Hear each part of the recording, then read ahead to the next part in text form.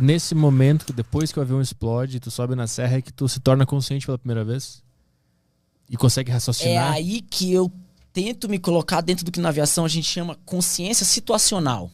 É entender tudo que tem ao teu redor, qual é a minha situação no atual momento.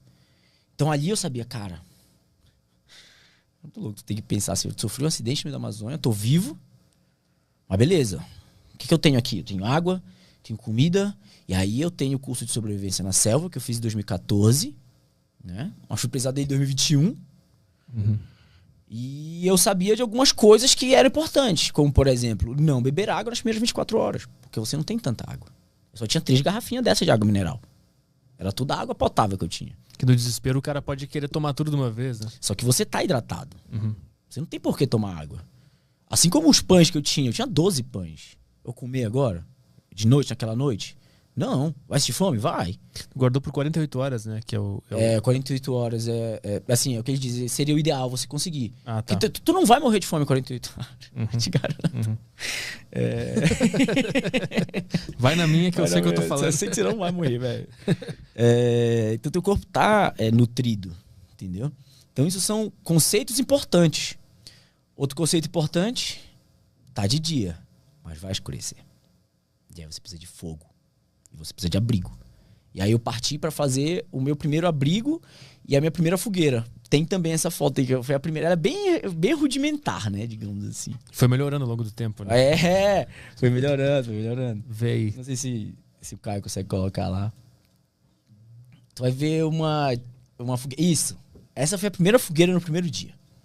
Tá vendo o que era o meu abrigo? 4 folhas de palmeira, no meio de 2 forquilhas com um negócio. Lá embaixo, tu viu umas coisas brancas, eram tipo minha mochila, algumas coisas. Eu botei algumas folhas no chão pra eu deitar em cima. Fiz essa fogueira com muito custo, utilizando a roupa que tava cheia de óleo diesel. Porque imagina, era inverno amazônico, cara. Tava tudo úmido. Na Amazônia, na época do inverno, lá só tem 2 estações, né? A estação de chuva, que é quente e chove, e tem a estação que é quente e não chove. Só tem essas 2. Então, imagina você ter que fazer fogo num lugar que chove todo dia. Não tem madeira seca. Só tem madeira úmida. Então, pra você conseguir fazer uma madeira pegar fogo, ela tem que secar primeiro. Então, tu precisa já ter algum fogo. E é engraçado, tu vê a água fervendo e saindo de dentro da madeira até ela virar brasa. Tu queimou a tua camiseta, que tava com óleo a diesel. Camiseta, a calça. Eu tirava pedaços. Eu tirava pedaços, aí eu tentava fazer fogueira. Nem sempre dava. Eu tinha que tirar um outro pedaço, porque era muito molhado. E aí tu ia secando as madeiras com esse fogo do na verdade, tecido. eu tirava primeiro umas madeiras bem pequenas, graveto, depois uns maiores ainda. Acho que lá pra frente já ia falar, cara, eu criei um sistema de fazer fogueira. Minha cabeça ela sempre foi muito assim, ela sempre sistematizou muitas coisas, sabe? Eu acho que isso também é muito da aviação, né? A gente sistematiza tudo. E assim, era muito difícil, cara, fazer fogueira. Era um dos maiores desafios. Mas enfim, passei essa primeira noite e aí fui tentar entender tudo, ainda era muito difícil. Essa primeira noite ela é interessante porque eu não lembro quase nada. Porque eu acho que a descarga de adrenalina foi tão grande que no momento que eu parei. Bum, apaguei. Acordei algumas vezes no meio da noite e tal. Mas não nada. Enfim. Mas tu conseguiu dormir na primeira noite? Então é isso que eu digo, assim, eu não sei se eu dei aquela dormida. Eu dei uma apagada. Sabe? Mas eu acordava várias vezes. Até porque, cara, dá muito medo. Você tá maluco.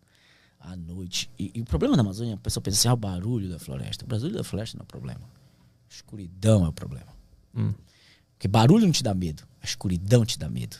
Pra qualquer ser humano, praticamente. Nós não somos adaptados pra viver na escuridão. Pega uma criança, se apagar a luz do quarto, ela vai ficar com medo. Mas tu via vulto? Tu via uma movimentação que te dava medo? O que era? Não via nada. Era muito escuro. Você só ouvia os sons.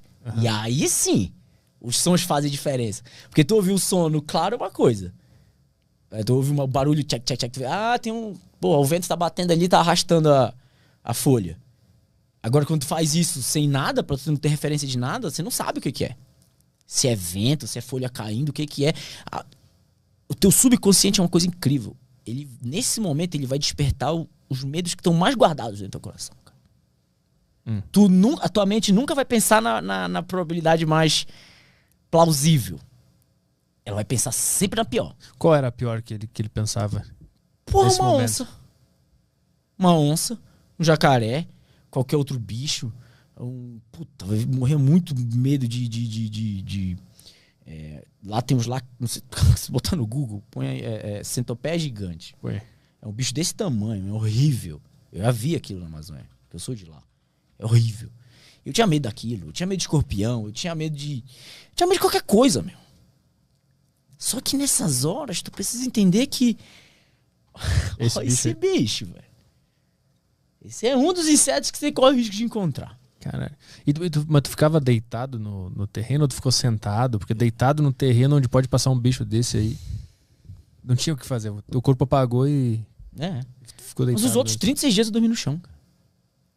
Aí tu começa a entender o medo. Tu começa a administrar o medo. Ou você entende que você é maior do que o medo. Qual era o meu jogo mental? Porque assim, terminou esse dia, eu desci a serra e fui de volta ver se tinha sobrado alguma coisa do avião que eu pudesse usar. E não tinha nada. Queimou tudo. E aí eu segui novamente o que diz o procedimento. Fazer o abrigo próximo dos destroços. Porque é lá que as buscas vão atrás. Uhum. Então eu fiz depois uma barraca melhor. Aí foi que eu digo no livro que eu fiquei 7 dias ali. Esses 7 dias me serviram de muito aprendizado. Aprendi a fazer a fogueira melhor. Aprendi a fazer um abrigo melhor. Né? Comecei a usar a vegetação que estava próxima. Comecei a ver onde eu podia pegar água daquele córrego, que tem que ser água corrente. Né?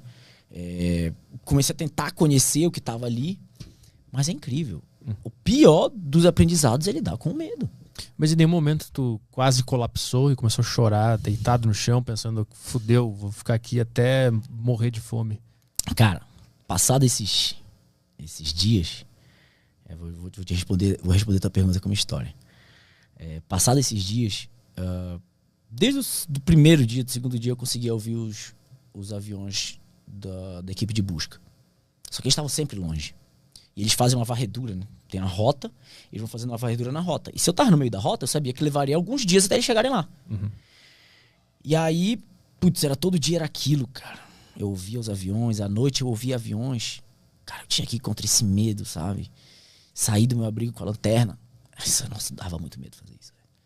Eu saía do abrigo, aí eu andava mais ou menos uns 3 metros afastado da barraca, do abrigo, era onde eu tinha uma clareira. Aí eu ficava agachado assim, com a lanterna, focando pra cima, cara, na esperança que alguém visse, cara. Toda noite eu fazia isso. E passou o primeiro dia, passou o segundo, terceiro, quarto. Quando foi no 5º dia, eu consegui ouvir o barulho daqueles aviões chegando perto. Foram 5 dias no silêncio. No 5º dia, som de avião. Não, todos os dias com som de avião lá longe. Ah, lá longe, No entendi. 5º dia ele começou Mais perto. ficando mais forte, mais forte. Eu falei, caraca, tá chegando. Uhum. Eu sou um cara muito otimista, eu sempre fui. Né? Quando eu caí ali, a minha mente ela só pensava assim, eu só preciso sobreviver por uns 8 dias, que é o período de busca. Eu só preciso me manter vivo, eu só preciso me manter vivo. E era o que eu tava tentando fazer. E quando foi no 5º dia, esse cara veio vindo barulho, veio vindo. Isso era umas 10h30 da manhã. Aí eu peguei as sacas, peguei tudo que eu tinha, corri pra clareira, comecei a acenar. Cara, eu vi o avião passar em cima de mim, assim, uns 2.000 pés. Passou um casa da FAB. Aí depois ele veio, passou de novo. E eu acenava. Não dava pra fazer fogueira, tava tudo molhado, era um dia nublado também. Aí ele passou de novo. E foi embora. Minha única esperança de ser resgatado foi embora. Cara, aquilo foi um baque, velho. Para um otimista, tu acabar com a última esperança dele é duro, porque ele não quer abrir mão dessa esperança. Uhum. E aquilo, acho que assim, acho que existem níveis de desespero. Níveis de desespero. Às vezes a gente pensa que tu tá desesperado, tu sabe se tu tá desesperado mesmo. E aí nessa hora, nesse dia, eu falei assim, não, eles não vão me tirar daqui, eu vou sair. Peguei minhas coisas todas e comecei a caminhar. Comecei a caminhar na direção sul. Né? Falei, não, vou ter que sair daqui no braço. Daí eram umas 2 horas da tarde, né? Imagina, eu fiquei de 10h30 até 2 horas. Porra, cabeça... O que eu vou fazer, cara? Mas tu tinha noção de onde tu tava? Tinha. No espaço geral? Se você for ver lá, tem um mapazinho, que é também uma tela do celular, que era o aplicativo O aplicativo de navegação aérea que eu tava usando. Aí, achou. Essa era... O teu celular tava funcionando. Esse é um print screen do meu celular. Olha lá. Tinha 15% de bateria. Tá? Uhum. A ponta da setinha rosa é pra onde eu tava apontando o celular. Por isso que não tá exatamente pro norte, tá? Que essa linha que passa de cima a baixo tá apontando pro norte. Uhum. Ou seja, eu decidi caminhar pro sul. Mais ou menos pra gente ter aquelas partes verdes. Por quê? Porque eu vim do sul. A minha rota era mais ou menos ali na diagonal. Cadê o cursor do mouse? Tá vendo duas bolinhas ali em cima? Duas bolinhas... isso aí. A minha rota era pra primeira bolinha. E eu vim ali de baixo daquele ponto laranja, mais ou menos. Então essa era a minha rota. Lá no final, canto de baixo à esquerda. Não, lá, laranja, uma bolinha laranja. Lá embaixo, lá. Aí... porque não tá no mapa. Esse tá reduzido. Mas era praticamente essa rota, entendeu? Uhum. Do início ao fim. E eu caí bem no meio. E aí, com isso, eu falei, não, vou tentar caminhar pra cá, porque eu sei que tem fazendas pra cá. Vou tentar chegar numa fazenda. E aí eu comecei a caminhar. Caminhei por uns 40 minutos. E aí eu tava numa área de muita água. O terreno era instável, muita folha. E era uma área de vale. Eu ainda ia passar por muitas dessas. Só que eu não conhecia direito. E é um lugar horrível de caminhar, cara. É úmido, tudo dentro tá podre, tem muitos insetos, é difícil, porque o terreno é instável, e eu tinha que ir batendo pra ir passar. Só que eu comecei a encontrar partes com que os galhos caíam, com espinho, caía cupim, cara. Ferrada de cupim dói muito. Ele caía aqui por dentro da camisa, eu tava com a mochila, e aí suado, cansado, eu tentei fazer isso por uns 40 minutos, uma hora. Até que eu falei assim, eu não consigo.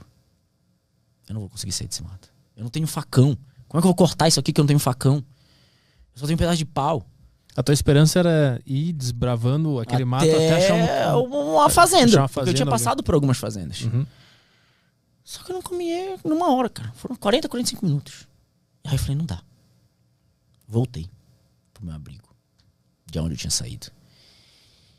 E essa volta eu costumo resumir como o pior sentimento de derrota que eu já senti na minha vida. E eu já tomei muita canelada, bicho. Mas tu lidou com essa volta como uma derrota? A minha esperança de sair de lá era ser resgatado. Os caras tinham acabado de ir embora. A minha última esperança era caminhar. E eu acabei de ver que eu não conseguia caminhar. Porque não tinha como passar por aquilo. Eu não tinha um facão, não tinha nada. Eu não conseguia sair do lugar. Cara, eu fiquei 40 minutos, eu acho que eu não andei nem 50 metros. Não tem ideia. E aí voltei. Mas voltei numa derrota, num sentimento de fracasso, velho. Que pela primeira vez eu pensei na morte. Agora eu vou morrer. Até então nada de morte tinha passado. Otimismo. Mas aí agora eu falei... A derrota era pra floresta. O fracasso era diante da situação, cara. Imagina, eu não podia fazer mais nada naquele momento. Eu o quê? Tentar me manter vivo? Até quando? Os caras passaram em cima de mim e não me viram. Se eu for morrer aqui, quanto tempo eu vou levar pra morrer? De fome? Já viu alguém fazendo greve de fome? Os caras levam semanas pra morrer. Era o que aconteceu comigo, cara. Eu ia levar semanas pra morrer. E aquilo ficou martelando na minha cabeça. E aí eu tenho... Hoje eu digo coisa de... Vai fazer 7 meses que eu fui resgatado. E tem uns 6 meses que eu consigo descrever esse sentimento. Eu não conseguia descrever ele até um tempo atrás. Eu procurava uma palavra pra esse sentimento. Mas não tem essa palavra em português. Tem essa palavra em inglês. É hopeless. Hopeless. Você põe less pra tirar as coisas, né? E hope é esperança. Então é a ausência de esperança. Zero. E quando teu coração ele não tem mais esperança nenhuma, a esperança é a última que morre, tu é tomado de todos os sentimentos ruins que tu pode imaginar na tua vida. Todas as tuas inseguranças, tudo começa a tomar conta, teu peito pesa, dói. Tudo se comprime a um ponto só, como se fosse realmente um buraco negro que te arrasta pra dentro dele. E que tipo de sentimento ruim? Tu lembra de coisas da vida ou são o sentimento puro, só ele, sem a lembrança junto? Cara. É só o sentimento puro. Já teve depressão? Uhum.